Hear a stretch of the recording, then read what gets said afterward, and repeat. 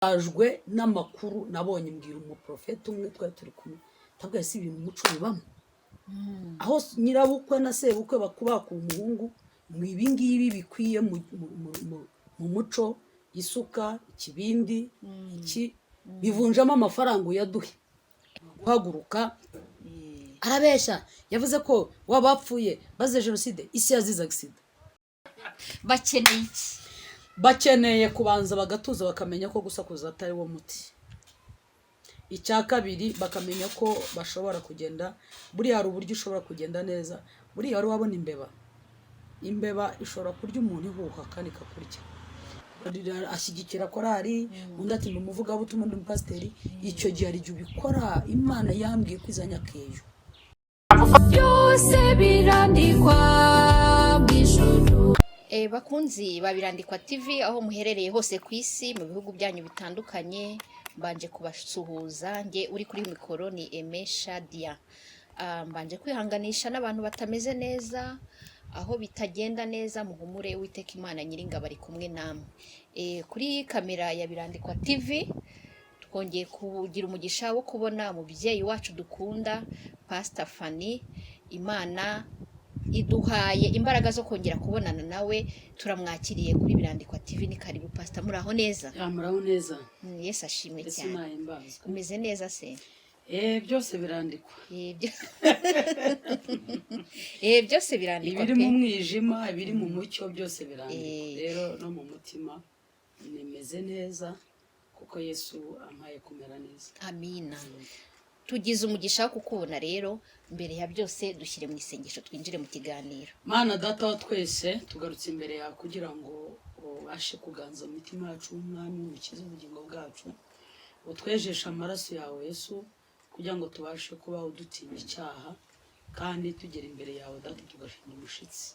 Nasaba dukurikiye bose abahisemo neza gukurikira Birandikwa TV kugira ngo bazabone umugabane utamburwa utanyagwa uwo mugambi wo mu ijuru, kandi bakiri mu isi mbifurije imigisha umwami kugira ngo ubagurire imbibi, ubagurire ibigega byabo, ubahaze ubuzima bwiza, ubarinde indwara, ubarinde ibyorezo, ubahe kurama, ubarinde gukemuka, kandi data babuze amahoro yabahe kuko muri wowe niho tukura ibyishimo n'amahoro. Bisabye rize mu izina rya Yesu, amen. Amen. Urakoze kudushyira imbere y'Imana. Imana iguha umugisha. Twari tugukumbuye wari warabuze. Nari mara ariko mwari mwaratinye kujya mu cyaro. Twe twaratinye ntago hano ari mu cyaro. Ari mu cyaro ni heza cyane mu mujyi. Nabwo ari mu cyaro. Rero nari ngusuye kubera ko nkuziho ubu nararibonye, tukuziho ko ujya uvugisha ukuri, tukuza ko ujya uduha ibitekerezo bikatwubaka. Ubwo rero nari ngusuye ngira ngo n'inshuti za Birandikwa TV zanyandikiraga ati genda ujye kureba uriya mubyeyi ese aragira icyo atubwira. Twakubonye mu itabaro wajyaga gutabara Pastor Theogene wigendeye. Twarabyishimiye kuba twarakubonye ku makamera wari uriyo, twabonye ko uri umupasiteri utaryarya ubasha no kujya gutabara abantu. Ikindi nanone twabonye saga zikurikiraho twibajije ko mwatabaye nyuma mwaba mwaraganiriye n'uriya mubyeyi muzi uko amerewe bimeze biti? Urakoze cyane kubera ko urupfu ntago ruteguza, tubonera kwihanganisha umuryango wa Pastor Theogene umufasha we ndetse n'abana be n'umuryango mugari w'abamukundaga kuri social media. Turabihanganishije aheza ni mu ijuru. Icyo navuga igihe nkimara kubona ko yapfuye nk'umupasiteri twakoreraga kuri iyi mihanda mu mvugo y'uwo kandi social media kandi akaba yarakoreraga Imana, tumubona kenshi mu bitaramo bigiye bitandukanye. Nanjye narabaye nk'umuntu wambaye umubiri, birumvikana. mbona ko bikomeye ko nahamagawe n'abantu ntaranabyuka. Ndi mu bantu bakunye wenda bantanze gukora inkuru ko nanjye nayikoze kare kuko nateka mbere saa 10 z'igitondo. Birumvikana ko nakoze inkuru ko abantu barambwiraga gerageza wihanganisha umuryango, gerageza ugira ikintu, mbese bamamara inka agiye atandukanye.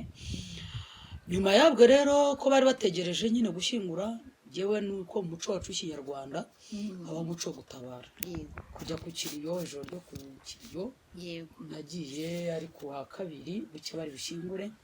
ko aribwo nari mboneye umwanya kuko nubwo nkorera Imana ariko no mu buzima busanzwe ngira indi mirimo nkora birumvikana.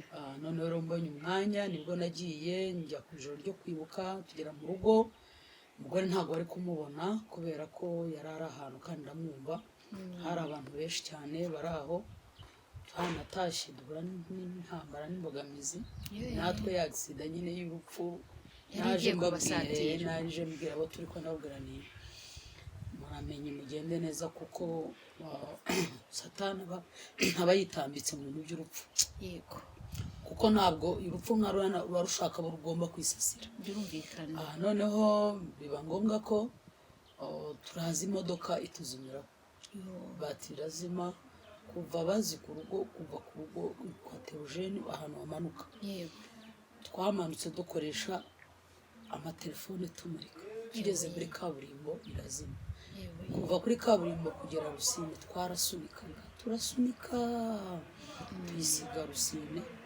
turangije dutega bisi, yari saa 4 z'ijoro, saa 5 tugeze Nyacyonga, Nyacyonga tega moto kugera aha, nageze mu saa 7 z'ijoro. Imana yaraturize, barishimye cyane, ndashima Imana ku bwabyo. Buke mu gitondo rero bagomba kujya gushyingura, ntabwo byanyoroheye kubera yuko nagomba kuba nagiye mu kazi.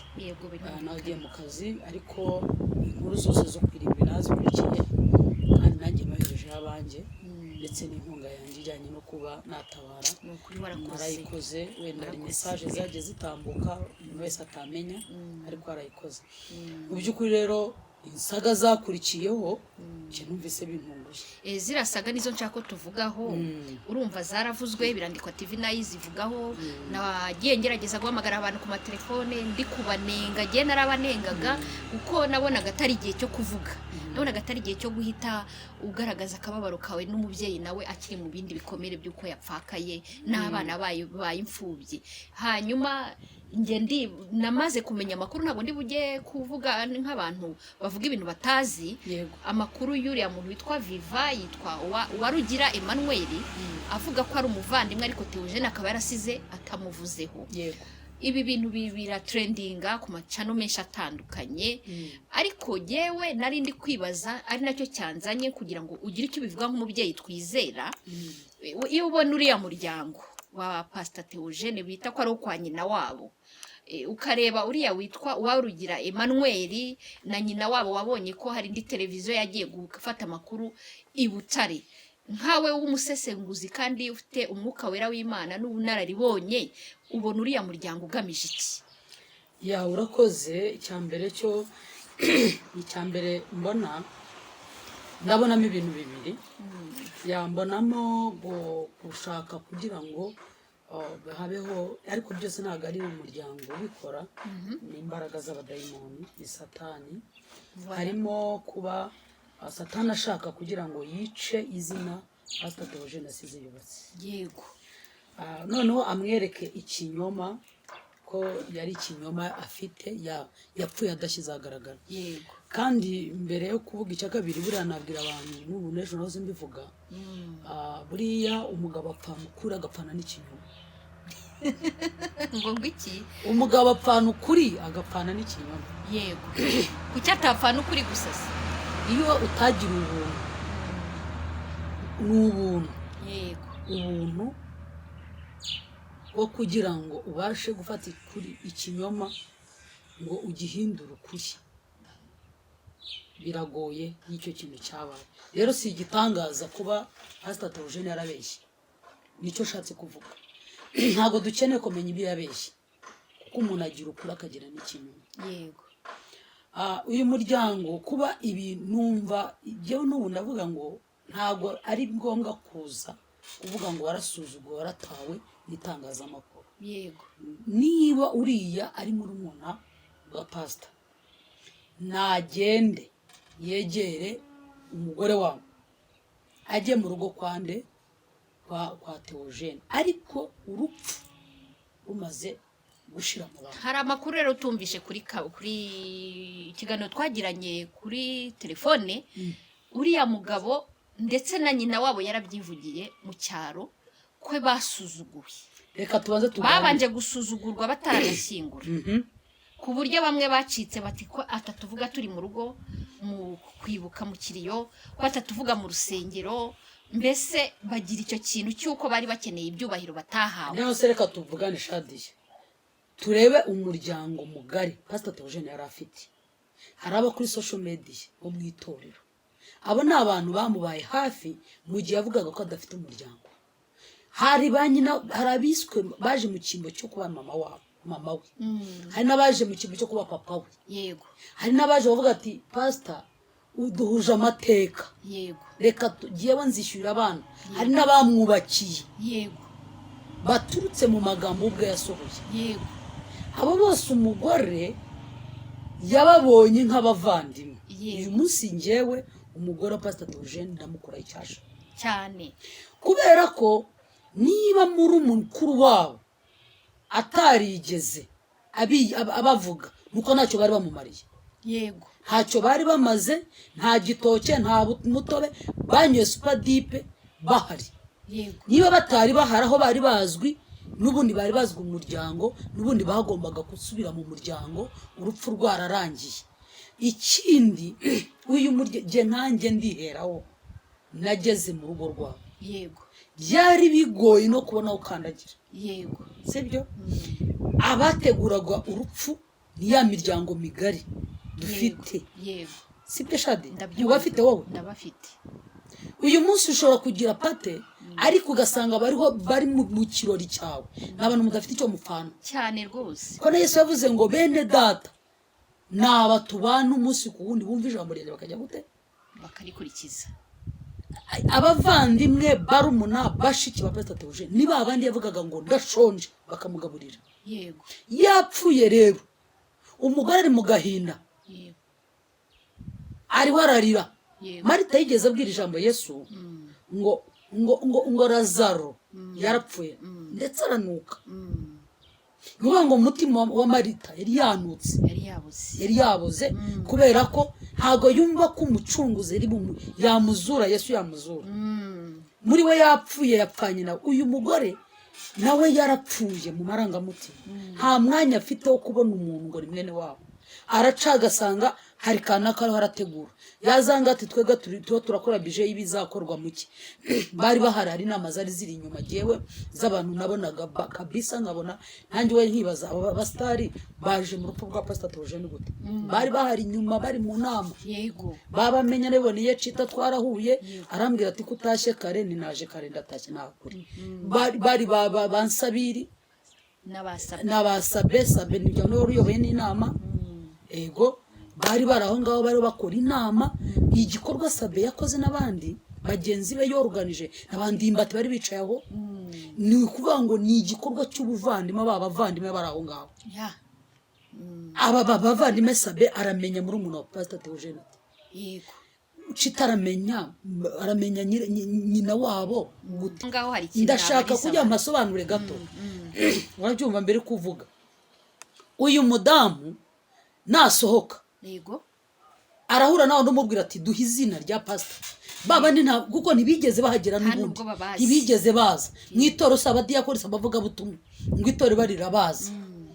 None uyu muntu uramuzanaho imihari ngo ntago yakumenye kubera iki? Wabyumvise? Icyo cyo kugira ngo tubanze tumenye. Niba twese twarapfushije, nanjye napfushije ndashyingura, ariko nifite abantu bandi ruhande hari abandi ntigeze menya, batikana kanago wamwake kandi mwene wanyu.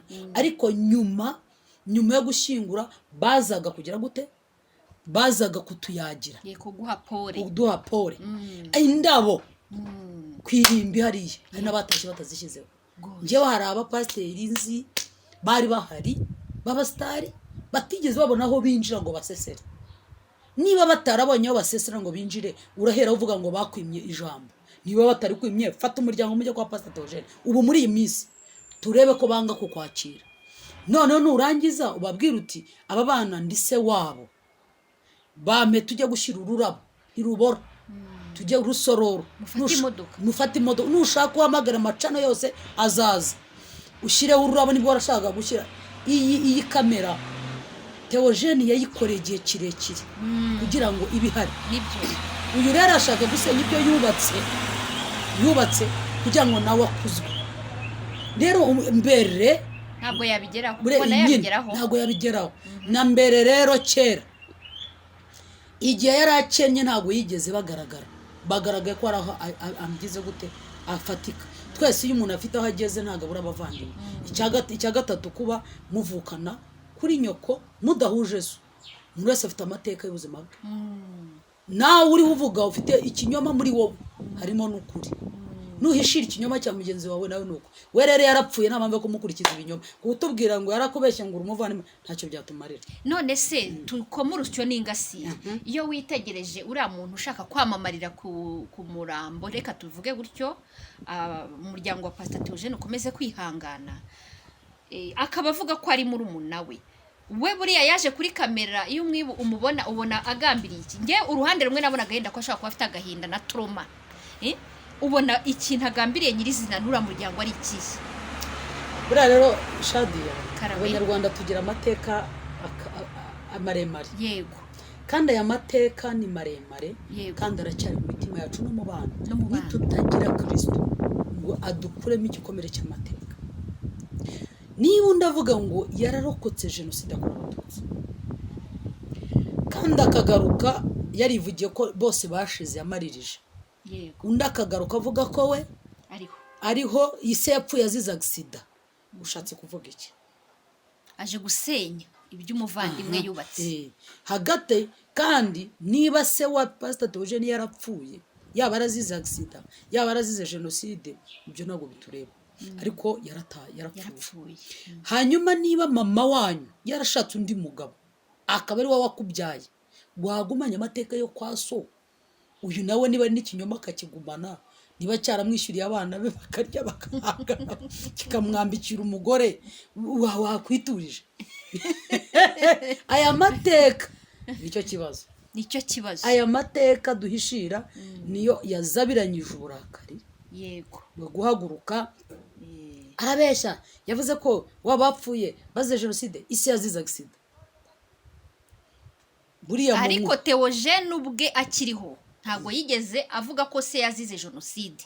Yavuze ko muri jenoside yahaburiye abavandimwe be ari nyakamwe, ko abavandimwe babateye amabuye muri jenoside. Ntabwo yigeze avuga kuri se. nyine ko yarabivuze, nanjye ndashaka uyu nguyu. Okay, reka twemere kwaze naze abe se ni se wabo w'abana, nafata umwana umwe amujyane muri green yiza mwigisha. None se ikigaragara uriya muryango namva Shadia buretse nafate igice cy'isambu 8 wa Theogene awujyana we abana kuko ni se wabo, kandi bagaragaza ko ari abakene, ubwo Theogene yabafashaga. Aragira ati yankuye mu cyaro, amuzana niyumviye ubwe ko nyina wabo yavugaga ati Theogene yaragiye gukoresha igitaramo, narindi gukara mvuga ngo ndayaza kujyayo nibura mukureho n'ibyo bitanu. Urumva ko Theogene yarabafashaga. None barabafashaga se barashaka kugira ngo none bafashaga bararekrama kugira ngo mu muryango amwe igice kimwe cyo kugira bararekrama kugira ngo tumenye ko bahari, yabapfushije bahagaze. Okay, abadukurikiye nabo mubafashe. Bakeneye iki? Bakeneye kubanza bagatuza bakamenya ko gusakuza atari wo muti. Icya kabiri bakamenya ko bashobora kugenda, buriya hari uburyo ushobora kugenda neza. Buriya wari wabona imbeba ishobora kurya umuntu ihuha kandi ikakurya. Buriya hari uburyo ikagweregeta. Buriya hari uburyo ushobora yakagombye kuza mu muryango wo kwa Pastor Theogene neza nka murumuna we, akita kuri muramu we, ku mugore wabo, akita ku bana, niba koko yumva yashobora kwita ku muryango akabana nabo neza kandi wamutunga akawurya. Ariko wowe uje usakuza nta no bazaguha, ntaho bazaguha. Yuze utuje, yaba ikijerekani cy'ubushera, yaba ikijerekani cy'umutobe, ukajyayo yaba na kese ya fanta n'urwo rurabo ukarujyana ugahumuriza abana neza. Umugore amaze kuva gushiramo urupfu, yakumva ati abana uriya ni so wanyu, yajya guhamagara ati genda unkurikiranire ya matungo araha, genda unyubakishirize ya nzu, genda unkorera ibi n'ibi. Ariko abantu murahubuka mukaza mukitumburamo, uwakugira inama yaraguhemukiye. Yarakoze cyane rwose kuri iyi ngingo kuyisobanuye neza. Rero hari iyindi nkuru nayo iri gucaracara ku mbuga nkoranyambaga y'abavandimwe. Navuga ko bo mu buryo bw'umwuka, nkunda kwifashisha ijambo ryitwa abavandimwe. iri gucaracara ku mbuga nkoranyambaga kuri Vitali w'impemburo, kandi Vitali w'impemburo ni umuntu wawe. Izi nkuru ziri kuvugwa kuri gusenyuka kw'izi ngo zikaba zageze no ku bintu bijyanye no gusebanya, turazigorora gute nk'abakozi b'Imana? Turasenga amasengesho y'iminsi ngahe kujya unagerayo? urakoze. Hanyuma ibya Vitali Bimaze igihe ibya Vitali ndabizi. Ibya Vitali ndabizi. Kuba urugo rwe atakibana n'umugore ndabizi cyane ko bamaze amezi niba 45 ngira ngo urugo yamaranye n'umugore amezi 6. Amezi 6 bari bakiri abageni.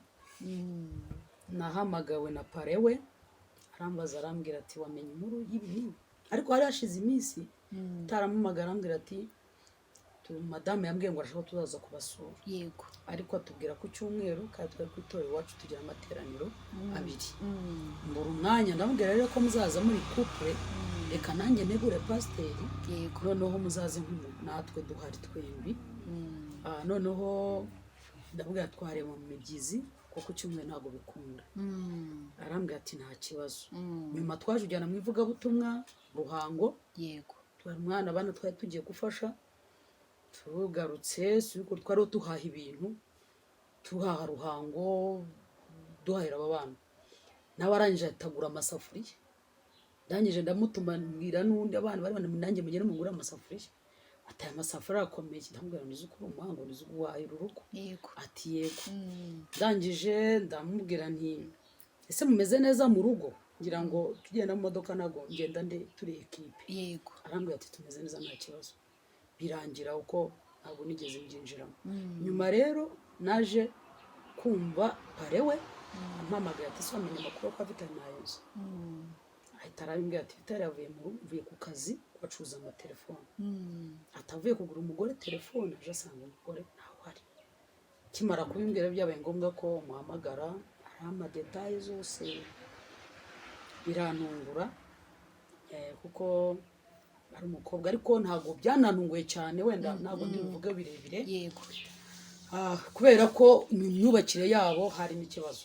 Yego. Mpereye mu nama zagiye ziba z'ubukwe, wenda ntabwo ari z'ubukwe z'imiryango hagati ya se w'umukobwa n'uzafata irembo n'umuryango wa Vitali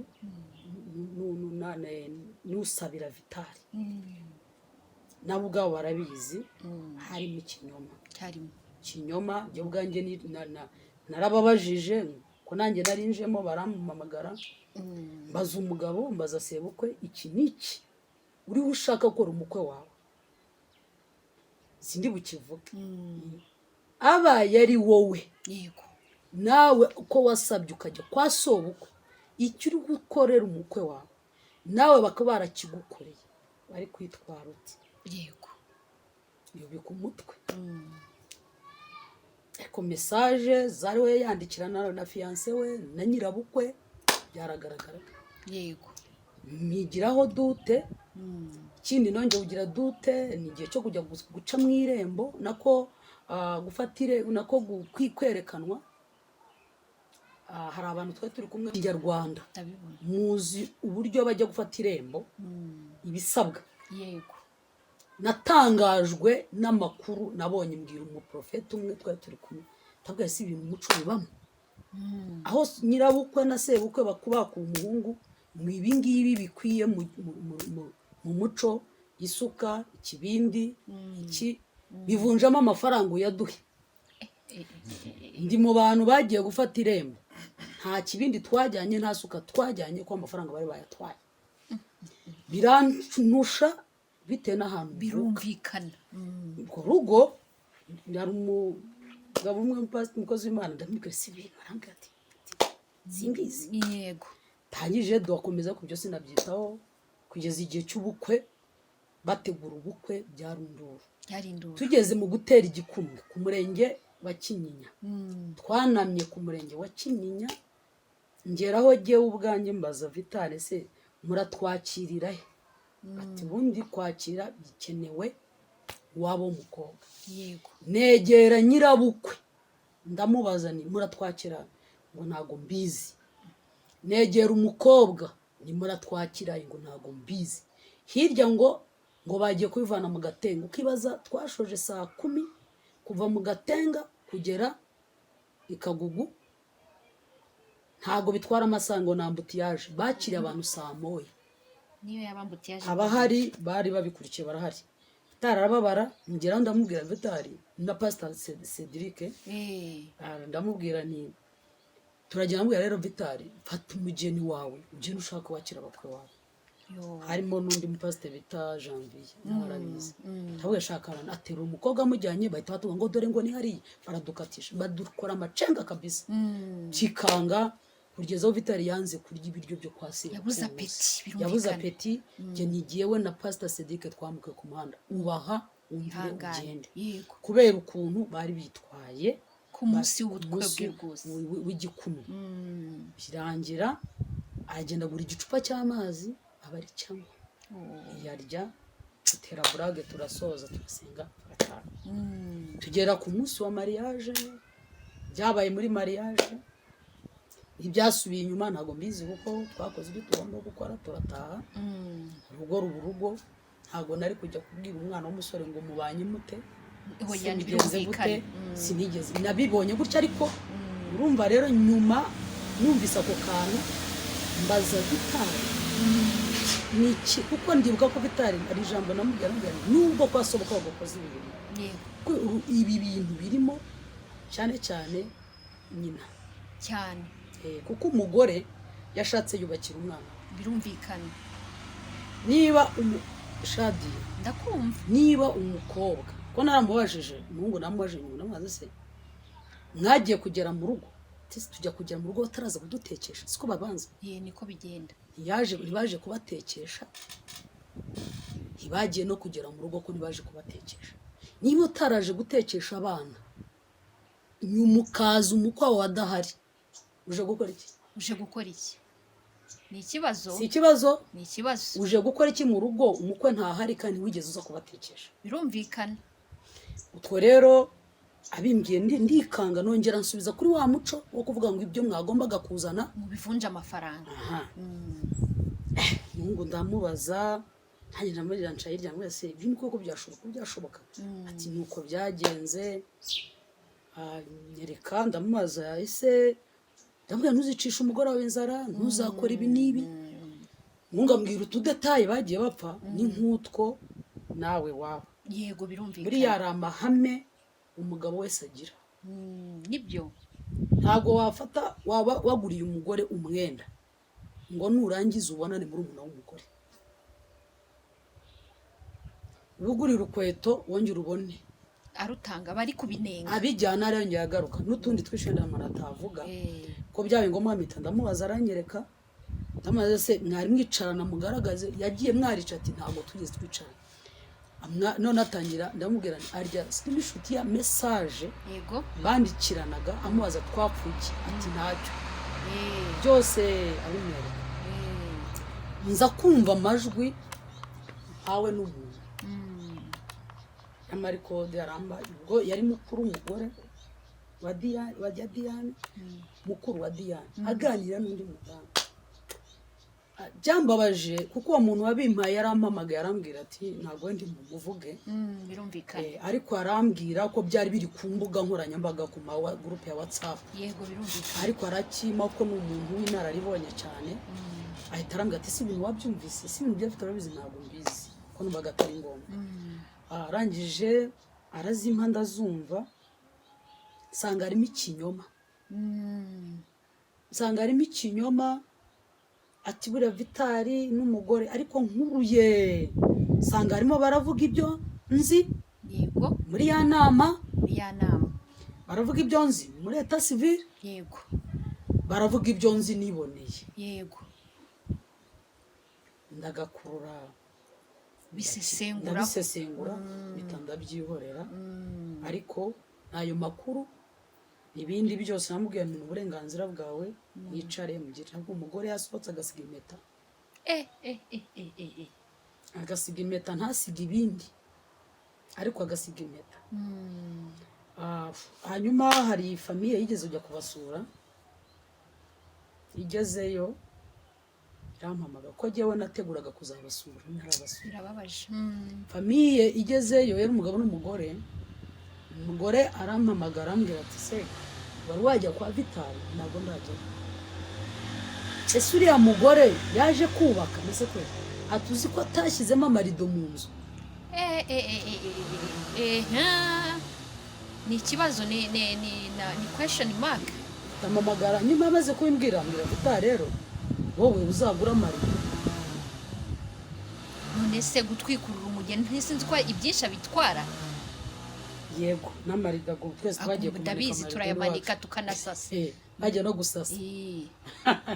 Bimwe mu tuntu mutwo twose rero hari utwo umukobwa bigaragara wa umukobwa nibashaka gukonsoma, ariko bari batagatinze ikintu byanze bikunze cyane cyari gihari. Niba umukobwa atarajyanye amarido, umukobwa yajya gutandukana, reka tugite kwahukana ugasiga impeta urahukanye se utasize ibindi, kandi nibyo babatwerereye ukabijyana.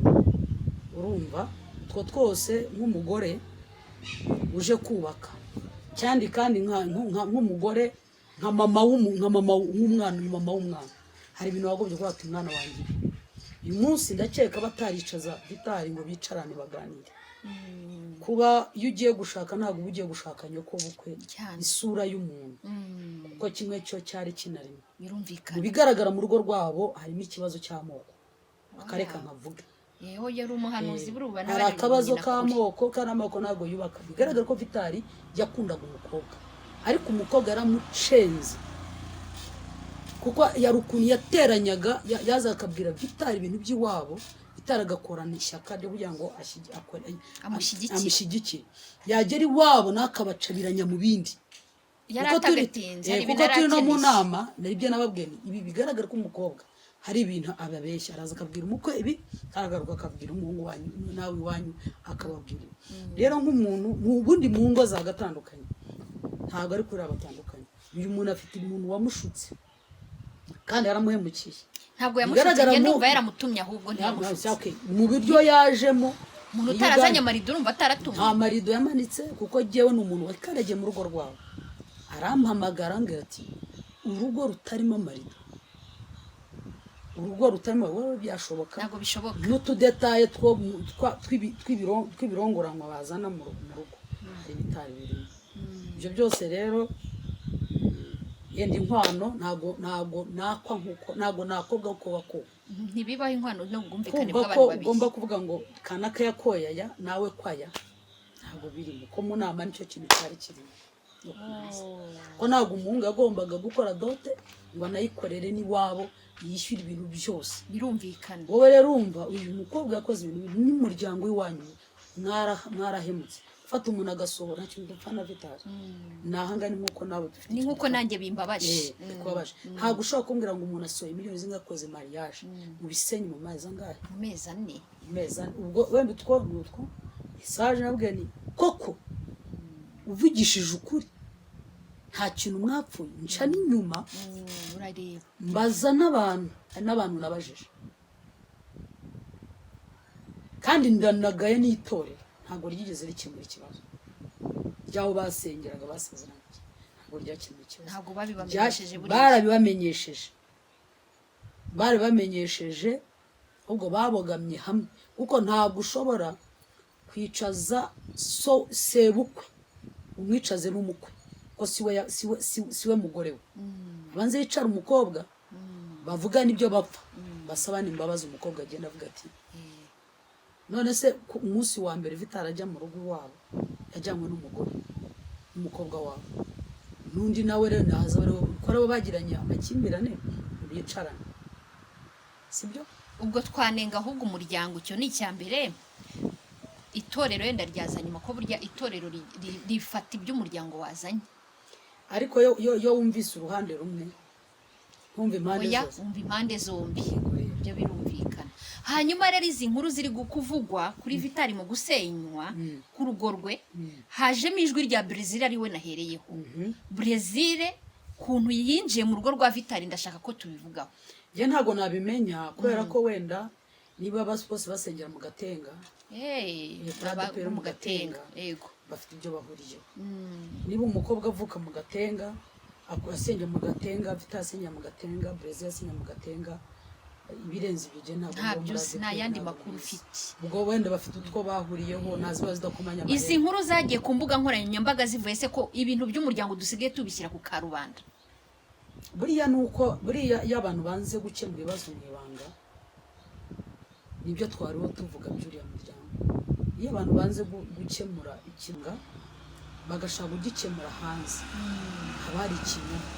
Birashoboka ko hagati yabo, hagati ya Vitali no hagati yo kwa sebukwe umuryango no hagati ya Brezil hari ikinyuma kirimo hagati, kandi birashoboka ko n'abanyamakuru hari icyo bazi bishatse gukira. Ibyo byo wenda ntabyo narinzi, icyo nzi ni utwo gutwo turi aho ngaho.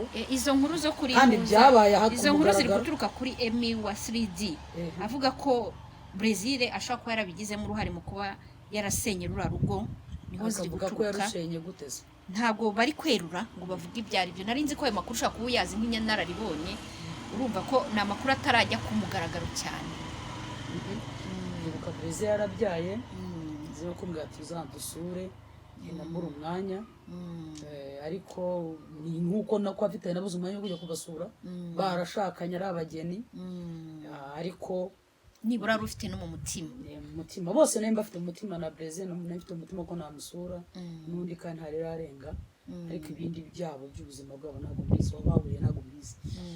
Abantu basengana babana wenda muri korali nge rero mu kintu kijya kimbabaza n'ubu kijya kimbabaza giwe Shadiye, hari ibintu mba mbona byagakemuwe n'umuryango bitagiye ku mbuga nkoranyambaga cyangwa muri sosiyete, umuryango wakabikemuye cyane ko abanyamakuru ntabwo ari abasitari cyane. Buriya wowe waba umusitari ko tugutunga kamera, ahubwo se urida uvuga ngo wishe nturiwe tugutunga kamera. Ariko buriya umunyamakuru ntabwo biba kuba umusitari hari igihe utabanamumenya, abenshi ntibanigaragaza kuri kamera. Ukibaza uti se ibi bintu biba biri mu bwiherero ninde ubifundura cyangwa se uzi ibintu bavuga. Buriya icyambere abanyamakuru n'izi kamera tuvuga, hari igihe tuvuga ibintu ariko ugasanga umuntu udukurikiwe afashe za nimero z'umunyamakuru aramuhamagara amubwira igikomere yahuye nacyo cy'uyu muntu.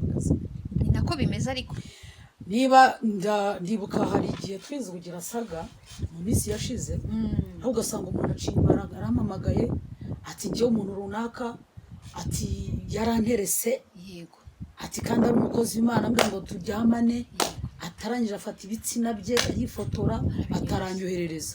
Uwo nguwo iyo abimbwira ngo mbiko ndabwa ni ntubinyoherereza, icyo nshinzwe kureba ni cy'umugabo wanjye, ibindi ntabyo nshaka. Nkamubwira nti ntubinyoherereze ko telefone yanjye n'abana banjye bayijyamo, ntubinyoherereze. Urumva rero kuba bafata nimero z'umunyamakuru si gitangaza, ntabwo ari igitangaza. Urakoze cyane.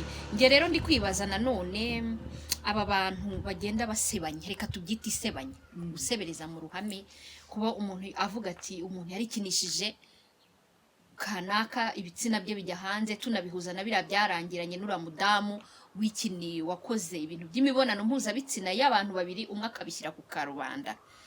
ni umuco mubi. Buriya se uba wakoze ikosa n'uwasambanye oya, ariko njye cyangwa n'uwikinishije, nimara ko bose ari uwasambiye n'uwikinishije bose abanyabyaha. Njye navuga ngo buriya aba yarabikoze igihe kirekire, ariko igihe kigeze cyo gushyira ngo ashyirwe hanze, kuko Imana ijambo ry'Imana rivuga ngo ibyo urabikora nka kwihorera, ariko ninjya kuguhana nzabishyira hehe ku mugaragaro. Hari igihe burya n'abanyarwanda bavuga ngo iminsi y'igisambo bari 40, buriya nta nduri ivugira ubusa ku musozi, wabyumvise. Hari igihe umuntu akora ibyaha akabikora, sirito ko abantu muri iyi minsi bo bakora ibyaha bitwaje umurimo w'Imana. Niba uwo yarasambanye bavuga ngo agiye mu rusengero ngo ashyigikira korari, undi ati umuvugabutumwa ndi umupasiteri, icyo gihe hari igihe ubikora Imana yambwiye kwizanya kejo. Yego, yabivuze na kera. Umuntu udashoboye kwirinda muri iyi minsi, ibyo wakoreye iyo ikiramuruzi, uzaza no mwazamba n'ikiramuruzi yo mukubitane hano kwa Rubangura winjiye. Uwo wabeshe ko ugiye mu nama ushiduka ari ukwakire kuri reception cyangwa ari kuzaniye ibyo kurya muri room, wabyumvise. bivuga ngo bene data mureke dukizwe amina byose birandikwa yego birandika birandikwa byagera igihe rero urupapuro rukuzo neza telefone ko zuzura tugaforomata ubu imana iraforomata yego babyumvise imana iraforomata ibyo iriforomata byose niko bimeze niko bimeze. umubyeyi turagushimiye kuri iki kiganiro duhaye ibitekerezo byawe byiza. Ndagira ngo nkubwire nk'umuvugabutumwa nka pasiteri ugire icyo ubwira abakunzi ba Birandikwa TV bari mu mimerere igoye, abafite ibibazo, nagira ngo ugire icyo ubabwira nimba ari n'ubuhanuzi Imana yaguhaye muri ino minsi natwe turabukeneye. Murakoze. Icya mbere mbwira abantu bari muri Birandikwa, abakurikira Birandikwa, nabwira ngo mukomere mu mwami, amina, no mu mbaraga ze z'ubushobozi bwe bwose. Ibyo mucamo n'abandi bose babicamo, ariko mwige kubana na Kristo mu mutima. Amina. Iyo abantu mushaka guturana na Yesu ariko mutamufite, umuturanyi urakinga ntamenye ibirimo imbere, ariko iyo ufite Kristo aho ukinze nawe ari kumwe nawe, azahaguruka nk'intwari, azakurwanirira, azakurenganura, azagukorera ibikomeye numwikomezaho. Icyo nicyo numva nakubwira, ngo fata Kristo umushyiremo hano. Nushyira Kristo ahangaha ntuzasambana, nushyira Kristo ahangaha ntuzagambana, nushyira Kristo ahangaha ntuzica, nushyira Kristo ahangaha ntuzajya mu moko. Nk'umudiyakoni ujya mu moko, umuvugabutumwa ujya mu moko, umupasiteri ujya mu moko, ntibikora. Ntabwo Adamu yari afite ubwoko, Eva ntiyari afite ubwoko. Turi abana b'Imana, twacunguwe n'amaraso ya Yesu Kristo. Ntabwo yigeze acungura umukimuki, twese twaracunguwe kandi twarababariwe. Amen. Amen. Reka tugushimire cyane tubivanye ku mutima, n'abakunzi ba Birandikwa TV ndakeka rwose bagushimira, kuko ujya utubera uw'umumaro, ujya utubera uw'umumaro pe. Imana niguha umugisha. Dusoreze n'isengesho. Murakoze cyane data, mu izina rya Yesu ndagushimye ko uduhaye aka kanya. Reka uduhe kugira ngo dutsindwe n'ijambo ryawe, amen, tunengwe mu mutima, kugira ngo Uwiteka Imana Nyiringabo wagurize imbago muri byose. Bisabye n'izina rya Yesu, amen.